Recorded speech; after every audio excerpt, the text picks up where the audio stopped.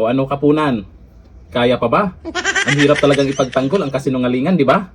Dahil nga inuna nila ngayon ang impeachment trial kaysa mga nabahaan. Eto, panuorin natin kung paano sinupalpal itong si Kapunan ng depensa. Grabe na naman yung witness nyo.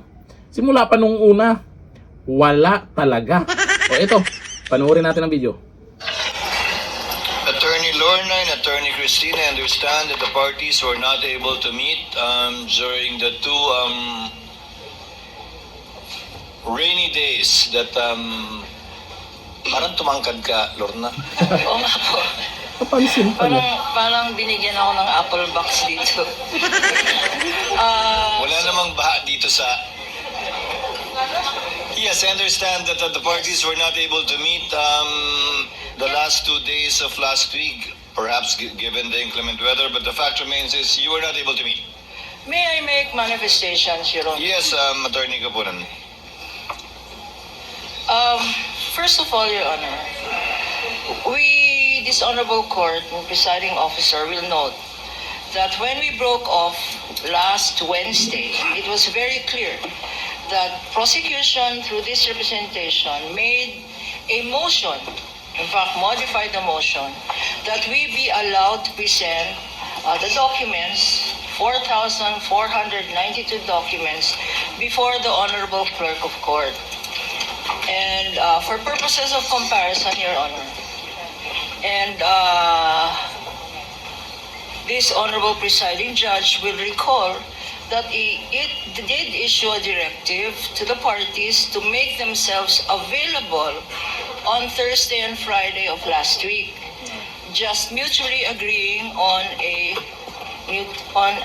common time, Your Honor. Also, the clerk of court was directed to make themselves available either on Tuesday or Friday or both days, subject to a time agreed upon by both counsels for the petitioner and the respondent. Ito po ang nangyari, na-indyan po kami. Weh. Christine, yes, your comment, ma'am?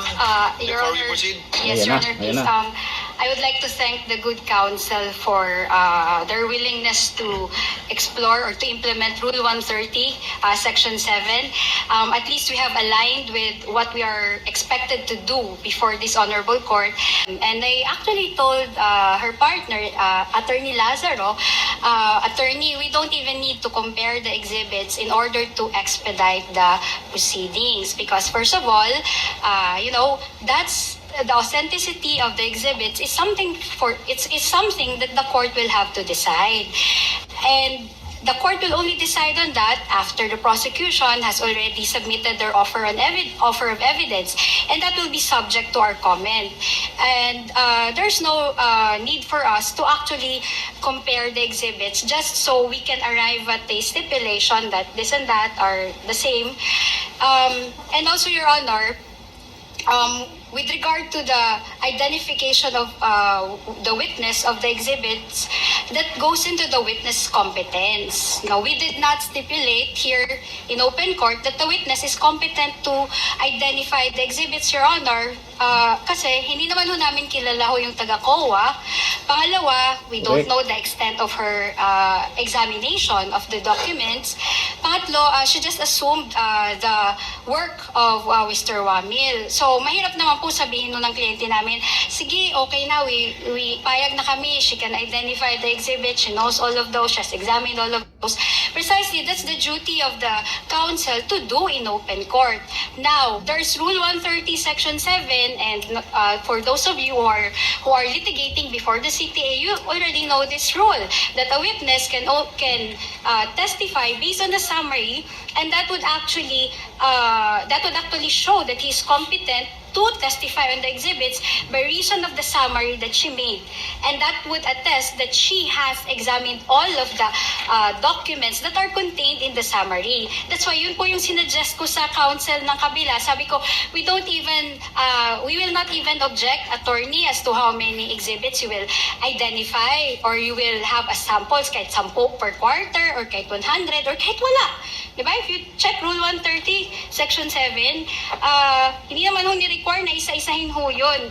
At hindi ho nire-require, Your Honor, na kailangan ho namin mag-stipulate on the exhibits, on the authenticity, so that they Yun can naman pala. use Rule 130, Section 7. And if properly done po, Your Honor, I think they can identify or they can finish all 1 quarter in less than 10 minutes.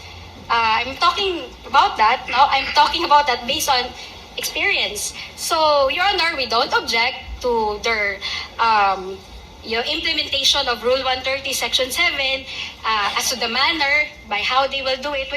We will also not object, but subject to cross-examination, Your Honor. Thank you. The manifestation from Attorney Christine is noted. Chair will make a ruling so that we can move on. May I just respond to this, Your Honor? Ako na Just magre-respond. Narinig mo yan, Kapunan? Hindi naman daw competent ang witness nyo. Eh bakit susunod sila? Itong depensa sa kagustuhan mo. Ito naman kasi. Yan na naman yung mga napapanood natin sa impeachment. Magkano na naman kaya ginastos niyan? Yung witness, wala pa rin. Tapos, ang inaabangan kasi ngayon ng karamihan, yung mga nabahaan. Yung mga nalubog sa baha. Dapat yun ang unahin nyo. Naku po. O ayon dito sa mga nagkomento, sabi ni Analisa Gonzales, talagang inuna pa nila ang impeachment kaysa mga taong bayang binaha. Ay, manhid na yung mga yan. Gusto talaga nilang ipa-impeach si VP Sara. Sabi ni Jess Moore, useless impeachment. O ito, sabi ni Jats, puro na lang impeachment. Daming totoong problema ng Pinas. Grabe talaga si BBM. Ito, sabi ni Milagrosa, dapat wala nang patawad kahit nagkandahirap sa baha ang mga Pilipino. Impeachment pa rin ang inuuna. Eh, dyan sila masaya. Yan yung gusto nila. Pero habang tumatagal naman kasi napapansin nyo sa impeachment na yan, parang lalo nyo lang pinapalakas si VP Sara. Unahin nyo po yung nabahaan ngayon. Maraming lubog sa baha ngayon. Maraming nasiraan ng bahay ngayon. Nawala ng hanap buhay dahil sa lalong mga magsasaka. Pero impeachment pa rin sila. Dito na lang. Thank you. Bye-bye.